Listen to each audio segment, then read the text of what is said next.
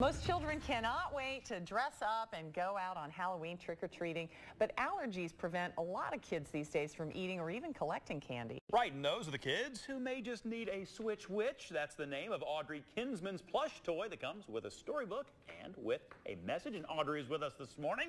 Good morning. Good morning. to see you. Thank you for having me. I sort of love the story behind the story and that you sort of had this idea and you made it all happen. So give us the background a little bit. So I'm a celiac, which means I can't eat gluten. I was diagnosed in my teens, and so I've lived with this my whole life. I have a son with a serious dairy allergy, and a few years ago we went out for his first big night trick-or-treating, and when he came home, he put all his candy on the kitchen table like millions of families. And then he started to cry because he realized that he couldn't enjoy this holiday. And his older brother was just shoveling food in his mouth and so excited. Oh, there's a picture of my boys. They're sweet. And I looked at him and said, wait, don't get upset, sweetheart. And his little big blue eyes stopped crying for a second. I said, the Switch Witch is coming, and she's going to turn all your candy into a book or a toy. So did you just have a light bulb that went off at that moment, or was it something you had been planning? You know, it's so funny. The Switch Witch concept has been around for a long time. So like a lot of working moms, that worked that night. And so I got on Amazon and Google, and I was like, who's done this? And I realized no one's really taken a product to market to solve the problem. And my kids had peppered me with a million questions that night. They said, well, if I leave my candy and I don't like the book, can I get my candy back? Can I trade again? And why does she need the candy to begin with? Trying to barter with the Switch Witch. Yeah, and so, exactly. So I was on a cross-country flight for my career, my other job, and I said I should just write this book down.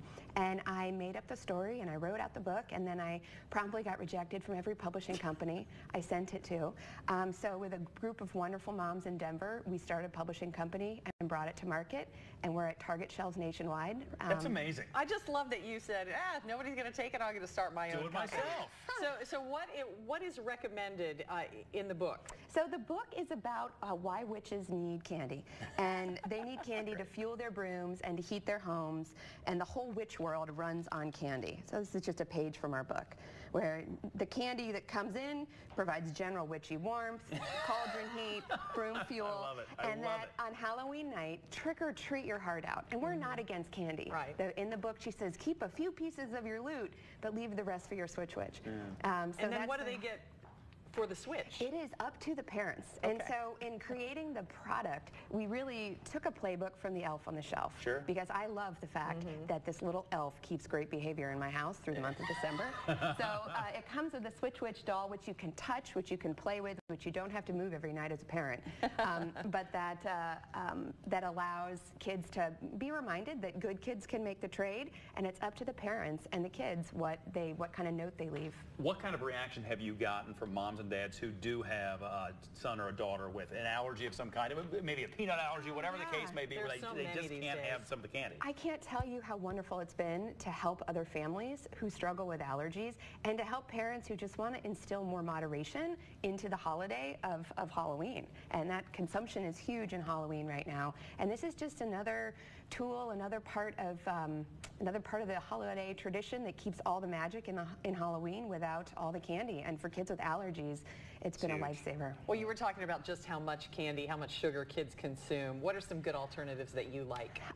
You know, I think the Teal Pumpkin Project is a wonderful new sort of national campaign to offer non-food items for Halloween. So everything from glow-in-the-dark rings to, you know, the little tattoos to anything that's a non-candy item. There's some great allergen-free candies you can buy too. They can be a little bit expensive, but the non-food items, like all the fun Halloween treats you can get in big bags at Target, are what we're doing this Halloween. Good. Well, Audrey, I love the idea. I love that you did it on your own. It's really, really cool stuff. Thank you so much for having me. Congratulations on your success. It's great.